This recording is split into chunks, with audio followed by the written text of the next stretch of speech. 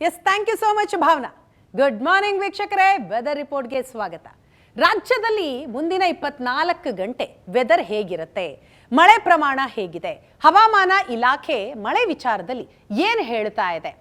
ಕಳೆದ ಕೆಲ ದಿನಗಳಿಂದ ಬಹಳ ಮಳೆ ಆಗ್ತಾ ಇದೆ. ಹಾಗಾದರೆ ಇವತ್ತು ಮಳೆ ಕಡಿಮೆ ಆಗುವಂತಹ ಸಾಧ್ಯತೆಗಳು ಏನಾದರೂ ಇದೆಯಾ? ಸೊ ಹವಾಮಾನ ಇಲಾಖೆ ಯಾವ ಯಾವ ಜಿಲ್ಲೆಗೆ ಯಾವ ರೀತಿಯ ಅಲರ್ಟ್ನೆಸ್ ಅನ್ನು ಕೊಡ್ತಾ ಇದೆ, ಇದೆಲ್ಲದರ ಡೀಟೇಲ್ಸನ್ನು ಕೊಡ್ತಾ ಹೋಗ್ತೀನಿ ಇವತ್ತಿನ ಬಿಸಿಲು ಮಳೆಯಲ್ಲಿ. ಇನ್ನು ರಾಜ್ಯದಲ್ಲಿ ಕಳೆದ 4-5 ದಿನದಿಂದ ಮಳೆ ಇದ್ದಕ್ಕಿದ್ದಂತೆ ಜೋರಾಗ್ತಾನೆ ಇದೆ.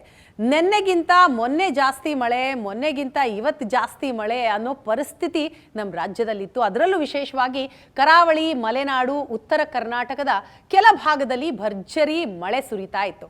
ಆದರೆ ಇವತ್ತೇನಾಗತ್ತೆ? ಇವತ್ತು ಬೆಳಿಗ್ಗೆಯಿಂದಲೂ ಕೂಡ ರಾಜ್ಯದಲ್ಲಿ ಮಳೆ ಪ್ರಮಾಣ ಸ್ವಲ್ಪ ಕಡಿಮೆ ಆಗುವಂತಹ ಸಾಧ್ಯತೆಗಳೇ ಕಂಡು ಬರ್ತಾ ಇದೆ. ಹವಾಮಾನ ಇಲಾಖೆಯು ಕೂಡ ಅದನ್ನೇ ಹೇಳ್ತಾ ಇದೆ. ನಾವು ದೃಶ್ಯದಲ್ಲಿ ಗಮನಿಸ್ತಾ ಇದ್ದೀವಿ, ಕರ್ನಾಟಕ ಮ್ಯಾಪ್ನಲ್ಲಿ ಕೇವಲ 2 ಜಿಲ್ಲೆಗಳಿಗೆ ಮಾತ್ರ ಯೆಲ್ಲೋ ಅಲರ್ಟ್ ಅಂತ ಹವಾಮಾನ ಇಲಾಖೆಯವರು ಹೇಳ್ತಾ ಇದ್ದಾರೆ, ಉತ್ತರ ಕನ್ನಡ ಮತ್ತು ಉಡುಪಿ. ಏಕ್ದಮ್ ಮಳೆ ಜೋರಾಗ್ಬಿಟ್ಟಿತ್ತು ನಮ್ಮ ರಾಜ್ಯದಲ್ಲಿ. ಎಲ್ಲ ಜಿಲ್ಲೆಯಲ್ಲೂ ಕೂಡ ಭಯಂಕರ ಮಳೆ.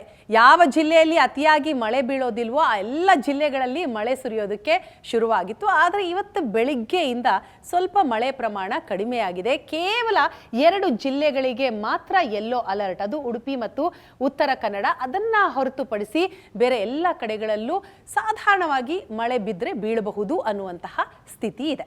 ಎಸ್ ವೀಕ್ಷಕರೇ, ಇನ್ನು ನಮ್ಮ ರಾಜ್ಯದಲ್ಲಿ ಯಾವ ರೀತಿಯ ವೆದರ್ ಇದೆ ಅನ್ನೋದನ್ನ ನೋಡಿದ್ದಾಯ್ತು. ಸ್ವಲ್ಪ ನಮ್ಮ ನೆರೆಹೊರೆಯ ರಾಜ್ಯದಲ್ಲಿ ಏನಾಗ್ತಾ ಇದೆ, ಹೇಗಿದೆ ವೆದರ್ ಅನ್ನೋದ್ರ ಬಗ್ಗೆ ಗಮನ ಹರಿಸೋಣ. ಪಕ್ಕದ ರಾಜ್ಯ ಮಹಾರಾಷ್ಟ್ರ ಮತ್ತು ಗುಜರಾತ್, ಈ 2 ಕಡೆಗಳಲ್ಲಿ ಬಹಳ ಮಳೆ ಆಗ್ತಾ ಇದೆ. ಮಹಾರಾಷ್ಟ್ರದಲ್ಲಿ ಭಾರೀ ಮಳೆ ಆಗ್ತಾ ಇರುವಂತಹ ಹಿನ್ನೆಲೆಯಲ್ಲಿ ಸಾಕಷ್ಟು ಅನಾಹುತಗಳಾಗಿದೆ. ನಿನ್ನೆ ಇಡೀ ದಿನವೂ ಕೂಡ ನಾವು ನ್ಯೂಸ್ನಲ್ಲಿ ಅದನ್ನು ನಿಮಗೆ ತೋರಿಸಿದ್ದೀವಿ. ಹವಾಮಾನ ಇಲಾಖೆಯೂ ಕೂಡ ಅದನ್ನೇ ಹೇಳ್ತಾ ಇದೆ. 2 ರಾಜ್ಯಗಳಿಗೆ ರೆಡ್ ಅಲರ್ಟ್ ಅಂತ ಘೋಷಣೆ ಮಾಡಿದ್ದಾರೆ. ಮಹಾರಾಷ್ಟ್ರದ ಹಲವು ಭಾಗ ಕಂಪ್ಲೀಟ್ ಆಗಿ ತತ್ತರಿಸಿ ಹೋಗಿದೆ. 24 ಗಂಟೆ, ಮುಂದಿನ 24 ಗಂಟೆ ಬಹಳ ಮಳೆಯಾಗುವಂತಹ ಸಾಧ್ಯತೆ ಇದೆ ಅಂತ ಹವಾಮಾನ ಇಲಾಖೆಯವರು ಹೇಳ್ತಾ ಇದ್ದಾರೆ. ಇನ್ನು ಮುಂದುವರೆದಂತೆ ಗುಜರಾತ್ನಲ್ಲಿಯೂ ಕೂಡ ಭಾರಿ ಮಳೆಯಾಗುವಂತಹ ಸಾಧ್ಯತೆ ಇರೋದ್ರಿಂದ ರೆಡ್ ಅಲರ್ಟ್ ಅಂತ ಘೋಷಿಸಿದ್ದಾರೆ. ಮ್ಯಾಪಲ್ಲಿ ನಾವು ಗಮನಿಸ್ತಾ ಇದ್ದೀವಿ, ಮಹಾರಾಷ್ಟ್ರ, ಗುಜರಾತ್ ಹೊರತುಪಡಿಸಿ ಕೆಳಭಾಗದಲ್ಲಿ ತಮಿಳುನಾಡು, ಕೇರಳ ಮತ್ತು ನಮ್ಮ ರಾಜ್ಯ ಕರ್ನಾಟಕದಲ್ಲಿ 2 ಜಿಲ್ಲೆ ನಾನು ಈಗಾಗಲೇ ಹೇಳಿದೆ ಯೆಲ್ಲೋ ಅಲರ್ಟ್. ಅದನ್ನು ಹೊರತುಪಡಿಸಿ ಬೇರೆ ರಾಜ್ಯಗಳಲ್ಲಿ ಮಳೆ ಇಲ್ಲ, ಅದು ತಮಿಳುನಾಡು, ಕೇರಳ ಮತ್ತು ಕರ್ನಾಟಕ. ಇನ್ನು ಮೇಲ್ಭಾಗದಲ್ಲಿ ನಾವು ಅದನ್ನು ಗಮನಿಸ್ತಾ ಇದ್ದೀವಿ, ಪಂಜಾಬ್, ಹರಿಯಾಣ, ಉತ್ತರ ಪ್ರದೇಶ, ಇಲ್ಲೂ ಕೂಡ ಮಳೆ ಆಗಲ್ಲ ಅಂತಾನೆ ಹೇಳ್ತಾ ಇದ್ದಾರೆ. ಸೊ ಗ್ರೀನ್ ಅಲರ್ಟ್ ಇದೆ. ಇನ್ನುಳಿದಂತಹ ರಾಜ್ಯದಲ್ಲಿ ಯೆಲ್ಲೋ ಅಲರ್ಟ್ ಇದೆ. ಅಂತಂದ್ರೆ ಮಳೆ ಆಗುವಂತಹ ಸಾಧ್ಯತೆ ಇದೆ, ಆದರೆ ಅಷ್ಟಾಗಿ ಮಳೆ ಬರುತ್ತೆ ಅಂತಲ್ಲ. ಮಹಾರಾಷ್ಟ್ರ ಮತ್ತು ಗುಜರಾತ್ನಲ್ಲಿ ಜಾಸ್ತಿ ಮಳೆ ಬರುವ ಹಿನ್ನೆಲೆ ರೆಡ್ ಅಲರ್ಟ್ ಅಂತ ಹವಾಮಾನ ಇಲಾಖೆಯವರು ಅನೌನ್ಸ್ ಮಾಡಿದ್ದಾರೆ. ಇನ್ನು ಇದರ ಜೊತೆಗೆ ವಿಜಯಪುರ ಅನ್ನೋದು ಬರದ ನಾಡು ಅಂತ ಎಲ್ರಿಗೂ ಕೂಡ ಗೊತ್ತಿದೆ. ಅಲ್ಲಿ ಮಳೆ ಪ್ರಮಾಣ ಸ್ವಲ್ಪ ಕಡಿಮೆನೆ, ಆದರೆ ಈ ಬಾರಿ ಮಳೆ ಅಲ್ಲಿ ಜಾಸ್ತಿ ಬಿದ್ದಿದೆ. ಅದರ ಪರಿಣಾಮ ತಾಪಮಾನ ದೀರ್ಘ ಕುಸಿತ ಕಂಡಿದೆ. ಪರಿಣಾಮ ಮಕ್ಕಳು ಮತ್ತು ವೃದ್ಧರಲ್ಲಿ ಭಯಾನಕ ಸೋಂಕಿನ ರೋಗಗಳು ಕೂಡ ಕಾಣಿಸಿಕೊಳ್ತಾ ಇದೆ. ಆಸ್ಪತ್ರೆಗಳು ಫುಲ್ ರಶ್ ಆಗಿದೆ ಅಂತೆ. ದಿಢೀರಂತ ತಾಪಮಾನ ಕುಸಿತದಿಂದಾಗಿ ಮಕ್ಕಳಲ್ಲಿ ವೈರಲ್ ಫೀವರ್, ಕೆಮ್ಮು, ನೆಗಡಿ, ನಿಮೋನಿಯಾದಂತಹ ಕಾಯಿಲೆಗಳು ಕಾಣಿಸಿಕೊಳ್ತಾ ಇದೆಯಂತೆ. ಸೊ ಉಸಿರಾಟದ ತೊಂದರೆಯಿಂದಾಗಿ ವೃದ್ಧರು ಕೂಡ ಬಳಲ್ತಾ ಇದ್ದಾರೆ.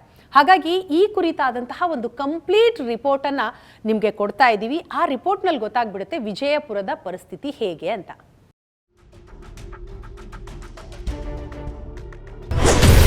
ಇದ್ದಕ್ಕಿದ್ದಂತೆ ತಾಪಮಾನದಲ್ಲಿ ತೀವ್ರ ಕುಸಿತ, ಮಕ್ಕಳು ವೃದ್ಧರನ್ನ ಕಾಡ್ತಿವೆ ಭಯಾನಕ ಸೋಂಕುಗಳು. ಮಕ್ಕಳು ವೃದ್ಧರು ಸೋಂಕು ರೋಗಗಳಿಗೆ ತುತ್ತಾಗಿದ್ದಾರೆ. ಮಕ್ಕಳಲ್ಲಿ ಜ್ವರ, ನೆಗಡಿ, ಕೆಮ್ಮು, ವೈರಲ್ ಫೀವರ್, ನ್ಯೂಮೋನಿಯಾದಂತಹ ಕಾಯಿಲೆಗಳು ಕಾಣಿಸಿಕೊಳ್ತಿವೆ. ಇನ್ನು ವೃದ್ಧರಲ್ಲಿ ಶ್ವಾಸಕೋಶದ ಸೋಂಕಿನಿಂದಾಗಿ ಉಸಿರಾಟ ತೊಂದರೆಗಳು ಕಾಣಿಸಿಕೊಳ್ತಿವೆ. ಅದರಿಂದ ವಿಜಯಪುರದ ಜಿಲ್ಲಾಸ್ಪತ್ರೆಯ ಹೊರರೋಗಿಗಳ ಸಂಖ್ಯೆ ಭಾರಿ ಏರಿಕೆಯಾಗಿದೆ. ಮಕ್ಕಳ ಆಸ್ಪತ್ರೆಗಳಂತೂ ಫುಲ್ ರಶ್. ಜಿಲ್ಲಾಸ್ಪತ್ರೆಯ ಮಕ್ಕಳ ವಾರ್ಡ್ನ ಬೆಡ್ಗಳು ತುಂಬಿವೆ. ಇತ್ತ ನಿರಂತರ ಮಳೆ, ತಂಪು ಗಾಳಿ ಪೋಷಕರಲ್ಲಿ ಆತಂಕವನ್ನ ಸೃಷ್ಟಿ ಮಾಡಿದೆ. ನಮ್ಮ ಹುಡುಗ ಭಾಳ ಕೋಲ್ಡ್ ಆಗೈತ್ರಿ, ಅದಕ್ಕೆ ತೋರ್ಸಾಕ್ ಬಂದೇವೆ.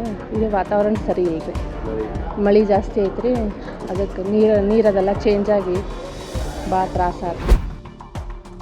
ತಾಪಮಾನದಲ್ಲಿ ದಿಢೀರ್ ಕುಸಿತ, ಏಕಾಏಕಿ ರೋಗಗಳ ಉಲ್ಬಣವಾಗಿವೆ. ಸಾಮಾನ್ಯ ದಿನಗಳಲ್ಲಿ 150ರಿಂದ 200 ಮಕ್ಕಳು ಜಿಲ್ಲಾಸ್ಪತ್ರೆಗೆ ಚಿಕಿತ್ಸೆಗೆ ಬರ್ತಿದ್ರು. ಆದರೆ ಕಳೆದ 10 ದಿನಗಳಲ್ಲಿ ಈ ಸಂಖ್ಯೆ 300ರಿಂದ 350ಕ್ಕೆ ತಲುಪಿದೆ. ಮಕ್ಕಳನ್ನ ತಂಪಾದ ವಾತಾವರಣಕ್ಕೆ ಬಿಡದಂತೆ ಜಿಲ್ಲಾಸ್ಪತ್ರೆ ಸರ್ಜನ್ ಡಾಕ್ಟರ್ ಶಿವಾನಂದ್ ಎಚ್ಚರಿಕೆಯನ್ನು ನೀಡಿದ್ದಾರೆ.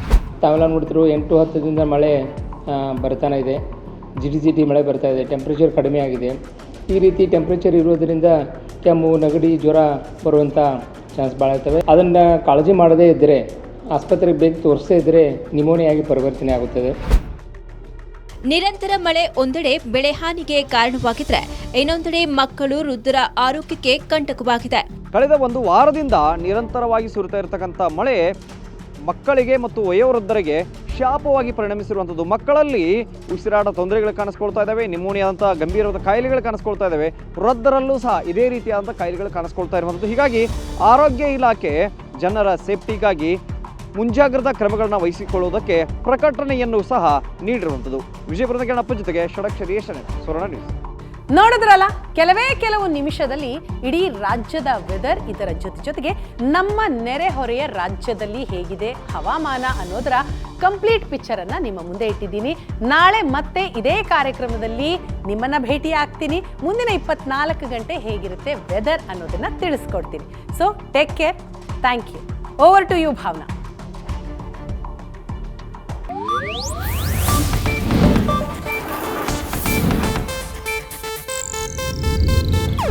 ಇದು ಏಷ್ಯಾನೆಟ್ ನ್ಯೂಸ್ ನೆಟ್ವರ್ಕ್ ಪ್ರಸ್ತುತಿ.